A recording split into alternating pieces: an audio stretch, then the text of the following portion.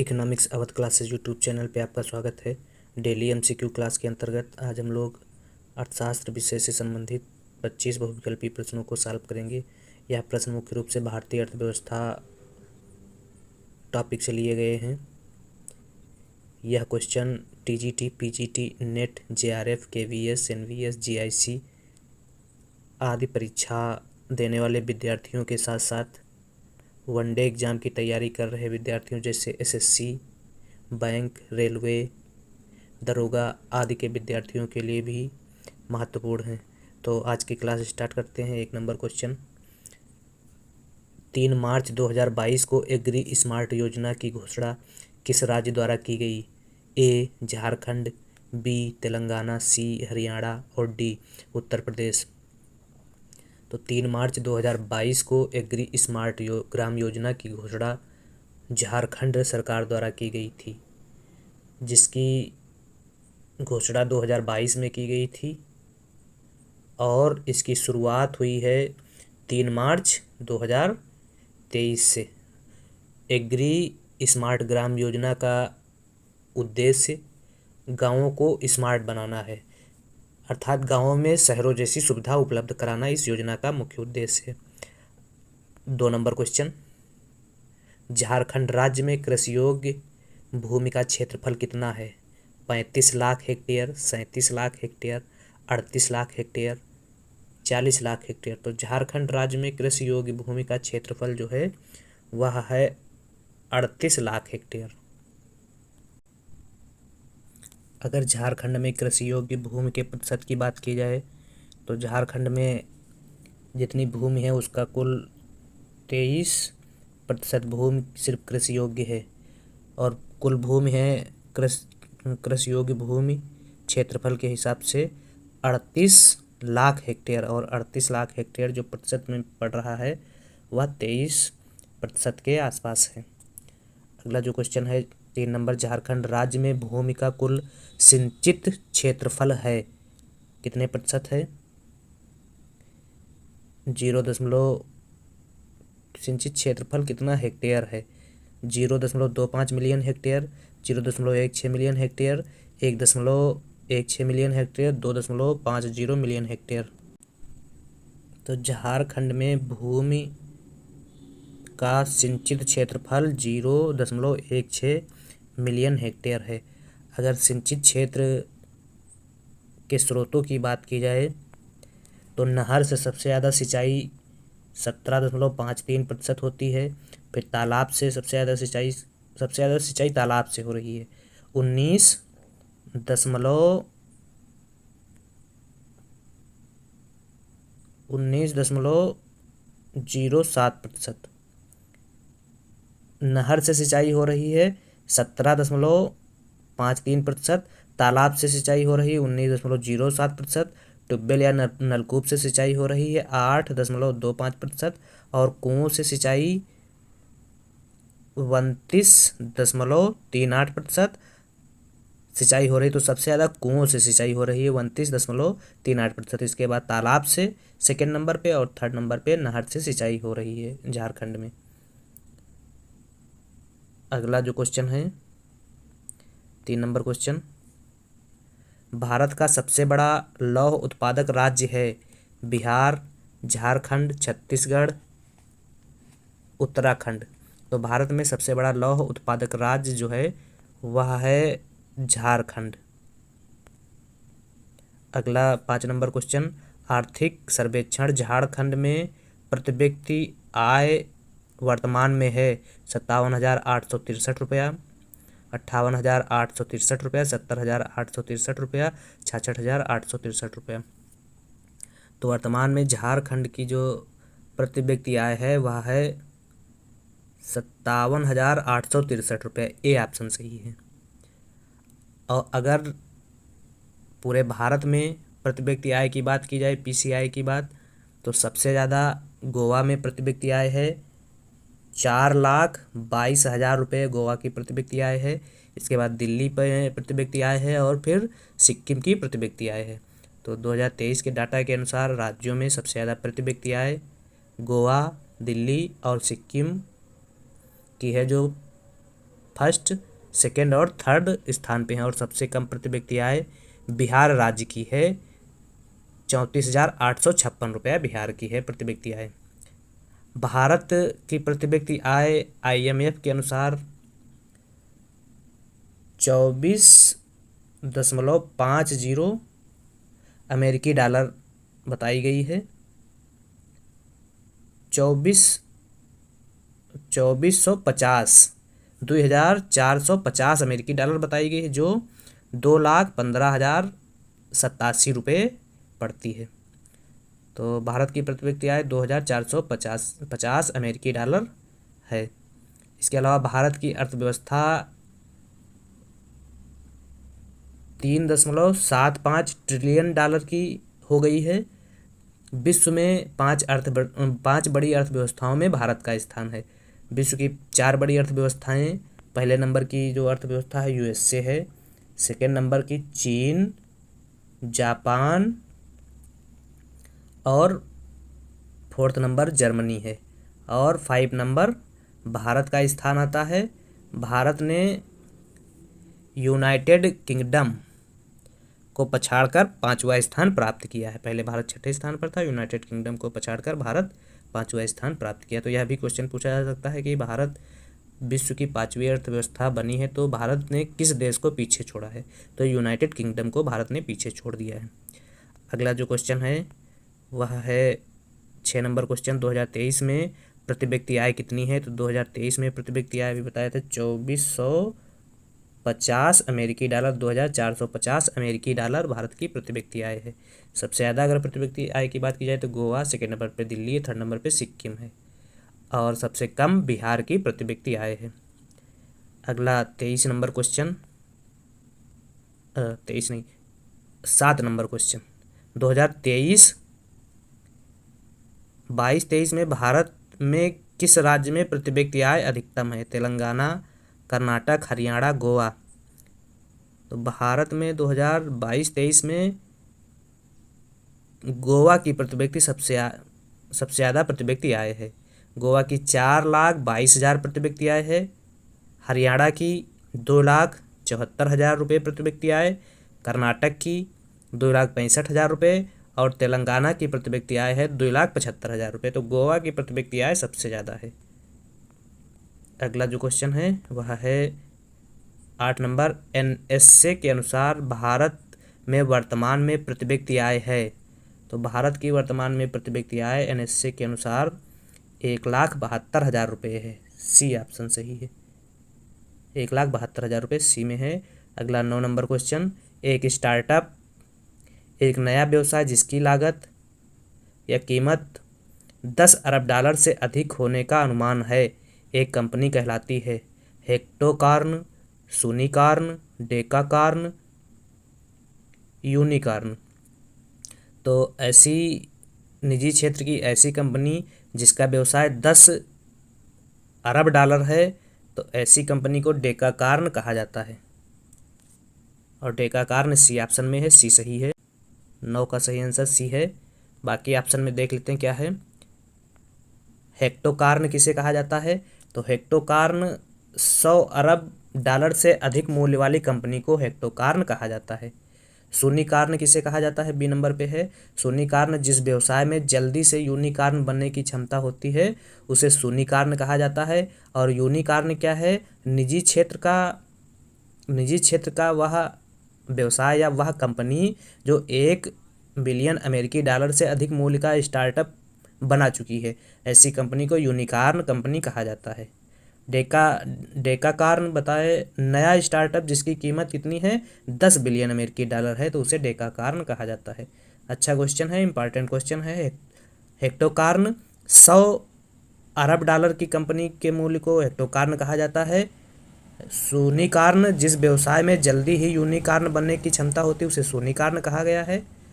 सूनिकार्न जो यूनिकार्न जल्दी बन जाए, और डेकाकार्न नया स्टार्टअप जिसकी कीमत 100 बिलियन अमेरिकी डॉलर है उसे 10 बिलियन अमेरिकी डॉलर है उसे डेकाकार्न कहा गया है। और यूनिकार्न निजी क्षेत्र की वह कंपनी जो 1 बिलियन अमेरिकी डॉलर से अधिक का स्टार्टअप बना चुकी है उसे यूनिकार्न की संज्ञा दी गई है। अगला 10 नंबर क्वेश्चन। तो इसका जो आंसर सही है 10 अरब अमेरिकी डॉलर से अधिक की स्टार्टअप कंपनी को जो निजी क्षेत्र की है उसे डेकाकार्न कहा जाता है। सी सही है इसका। 9 नंबर क्वेश्चन का अगला 10 नंबर, भारत में 25 मार्च 2022 तक कितने यूनिकॉर्न घर हैं? तो 94 यूनिकॉर्न घर हैं। Apple, Google, Microsoft, Facebook, Oracle और सिस्को उदाहरण हैं हेक्टोकॉर्न के, यूनिकॉर्न के, सोनिकॉर्न के, डेकाकॉर्न के। तो Apple, Google, Microsoft, Facebook, Oracle और सिस्को जो है यह हेक्टोकॉर्न के उदाहरण हैं, क्योंकि इन सब कंपनियों की जो मूल्य है वह 100 अरब अमेरिकी डॉलर से अधिक है, इसलिए इसको क्या कहा गया है? हेक्टोकॉर्न। हेक्टोकॉर्न। बाकी यूनिकॉर्न निजी क्षेत्र की वह कंपनी है जो 1 मिलियन अमेरिकी डॉलर से अधिक मूल्य की स्टार्टअप कंपनी है, और सोनिकॉर्न जिस व्यवसाय में जल्दी ही यूनिकॉर्न बनने की क्षमता होती है उसे सोनिकॉर्न कहा गया है। और डेकाकॉर्न, डेकाकॉर्न जिसमें 10 मिलियन अमेरिकी डॉलर स्टार्टअप कंपनी बन चुकी है, जो कंपनी यार नया स्टार्टअप जो 10 मिलियन अमेरिकी डॉलर का स्टार्टअप बन चुका है उसे डेकाकॉर्न कहा गया है। अगला 12 नंबर क्वेश्चन, तो एप्पल, गूगल, माइक्रोसॉफ्ट, फेसबुक और ओरेकल और सिस्को जो है वह हेक्टोकॉर्न कंपनी है। 12 नंबर क्वेश्चन, भारत में यूनिकॉर्न राजधानी है? लखनऊ, बेंगलुरु, दिल्ली, मुंबई। तो भारत में यूनिकॉर्न राजधानी बेंगलुरु में है। बी ऑप्शन सही है 12 नंबर क्वेश्चन का। 13 नंबर क्वेश्चन, भारत में फ्लिपकार्ट, पेटीएम, स्विगी और बाईजूस नाम ये 4 स्टार्टअप हैं। कैसे स्टार्टअप हैं? Unicorn, soonicorn, decacorn, hectocorn. तो ये सारे स्टार्टअप जो हैं यह डेकाकॉर्न हैं, क्योंकि इन स्टार्टअप की जो पूंजी है या मूल्य है इनका जो है वह 10 बिलियन अमेरिकी डॉलर से अधिक है, इसलिए इनको डेकाकॉर्न की संज्ञा दी गई है। भारत में फ्लिपकार्ट, पेटीएम, स्विगी और बाईजूस जो है डेकाकॉर्न कंपनी के एग्जाम्पल हैं। अगला 14 नंबर क्वेश्चन, बैंकिंग सेवाओं से अधिक लोगों को जोड़ने के लिए भारत सरकार द्वारा को प्रधानमंत्री जनधन योजना की घोषणा की गई। तो प्रधानमंत्री जनधन योजना की घोषणा 15 अगस्त 2014 में प्रधानमंत्री नरेंद्र मोदी द्वारा की गई थी, और लागू प्रधानमंत्री जनधन योजना 28 अगस्त 2014 को की गई थी, जिसका उद्देश्य वंचित वर्ग को विभिन्न वित्तीय सेवाएं जैसे बैंक खाता, ऋण, पेंशन, बीमा आदि की उपलब्धता को सुनिश्चित कराना है। प्रधानमंत्री जनधन बीमा योजना के कुछ अन्य तथ्य हैं उनको जान लेते हैं। जनधन खाता धारक को 2 लाख रुपए तक का दुर्घटना बीमा मुक्त मिलता है, और जनधन खाता धारक को 30,000 रुपये तक का जीवन बीमा कवर कराया जाता है। इसके अलावा जनधन खाता धारक को रुपे डेबिट कार्ड और 10,000 तक बैंक ओवरड्राफ्ट की सुविधा मिलती है। जनधन खाते में 2023 तक 50 करोड़ खाते खोले गए हैं, जिसमें महिलाओं की हिस्सेदारी 56% बताई गई है रिपोर्ट में। तो इस प्रकार से जनधन योजना जो है घोषणा 15 अगस्त 2014 को प्रधानमंत्री द्वारा की गई थी। अगला 15 नंबर क्वेश्चन, मनरेगा को पहले राष्ट्रीय ग्रामीण गारंटी अधिनियम के रूप में जाना जाता था। यह को पारित किया गया 7 सितंबर 2005 को पारित किया गया था, और 2 अक्टूबर 2009 को मनरेगा इसका नाम रखा गया। नरेगा का नाम मनरेगा कर दिया गया, और 1 अप्रैल 2008 को नरेगा पूरे भारत में लागू किया गया, और 2 फरवरी 2006 को आंध्र प्रदेश के बंदापाली से नरेगा की शुरुआत डॉक्टर मनमोहन सिंह द्वारा की गई थी। तो इसका जो सही आंसर 15 का है वह है ए। अगला 16 नंबर क्वेश्चन, प्रधानमंत्री गरीब कल्याण योजना के तहत किसान वेतन 20 रुपये बढ़ाया गया। किसका वेतन 20 रुपये बढ़ाया गया है? प्रधानमंत्री उज्ज्वला योजना के लाभार्थी का, प्रधानमंत्री सुरक्षा योजना के लाभार्थी का, प्रधानमंत्री जनधन योजना के लाभार्थी का, मनरेगा मजदूर का। तो प्रधानमंत्री गरीब कल्याण योजना के तहत 20 रुपये जो वेतन बढ़ाया गया है और मनरेगा मजदूर का वेतन बढ़ाया गया है। अगर मजदूरों की मजदूरी की बात की जाए मनरेगा में, तो केंद्र सरकार द्वारा निर्धारित होती है। सबसे ज़्यादा मजदूरी हरियाणा में 357 रुपया दी जा रही है लेटेस्ट मजदूरी के अनुसार। सबसे कम छत्तीसगढ़ और एमपी में 221 रुपया मजदूरी दी जाती है। सबसे ज़्यादा मजदूरी में वृद्धि राजस्थान में की गई है, 24 रुपये बढ़ाकर 231 रुपये से 255 रुपया कर दिया गया है। और झारखंड में मजदूरी मनरेगा के श्रमिकों की 228 रुपया है और उत्तर प्रदेश में 230 रुपया मजदूरी है। अगला जो क्वेश्चन है 17 नंबर, मौजूदा प्रधानमंत्री किसान योजना के तहत भारत सरकार ने किसानों को लॉकडाउन के दौरान कितने रुपए देने की घोषणा की थी? तो 2000 रुपये देने की घोषणा की गई थी। 18 नंबर क्वेश्चन, प्रधानमंत्री जनधन योजना की शुरुआत हुई थी? तो प्रधानमंत्री जनधन योजना की शुरुआत 28 अगस्त 2014 को प्रधानमंत्री जनधन योजना की शुरुआत हुई थी और 15 अगस्त 2014 को घोषणा की गई थी। अगला जो क्वेश्चन है वह है 19 नंबर, प्रधानमंत्री उज्ज्वला योजना भारत सरकार द्वारा कब शुरू की गई? तो प्रधानमंत्री उज्ज्वला योजना भारत सरकार द्वारा 2016 को 1 मई 2016 को उत्तर प्रदेश के बलिया शहर से चालू की गई थी, जिसका उद्देश्य ग्रामीण महिलाओं को मुफ्त एलपीजी कनेक्शन उपलब्ध कराना था। जिसके लाभार्थी की अगर बात की जाए तो गरीब वर्ग की महिलाएं थी जो बीपीएल कार्ड धारक थी। और 2019 तक 8 करोड़ एलपीजी कनेक्शन निःशुल्क देने की बात कही गई थी, जो लक्ष्य समय से पहले ही प्राप्त कर लिया गया था। 8 करोड़ का लक्ष्य 2019 में समय से पहले ही प्राप्त कर लिया गया था। और प्रधानमंत्री उज्ज्वला योजना सेकंड की शुरुआत 10 अगस्त 2021 को की गई थी। पीएम उज्ज्वला योजना सेकंड की शुरुआत 10 अगस्त, यह भी पूछा जा सकता है, 10 अगस्त 2021 को की गई थी। अगला जो क्वेश्चन है, अगला क्वेश्चन 20 नंबर क्वेश्चन है, प्रधानमंत्री वित्त मंत्रालय के तहत प्रधानमंत्री गरीब कल्याण योजना कब लागू की गई? तो गरीब कल्याण योजना 17 दिसंबर 2016 को लागू की गई थी। 20 सी सही है। 21 नंबर क्वेश्चन, ग्रामीण और शहरी क्षेत्रों के अविद्युतीकृत स्थानों पर मुफ्त बिजली कनेक्शन प्रदान करने के लिए प्रधानमंत्री सहज बिजली योजना सौभाग्य को लॉन्च किया गया था। अगस्त 2016, सितंबर 2016, अगस्त 2018, सितंबर 2017। तो सौभाग्य योजना सितंबर 2017 को लागू की गई थी। डी सही है। 22 नंबर क्वेश्चन, भारत सरकार द्वारा कौशल भारत कार्यक्रम की शुरुआत कब की गई?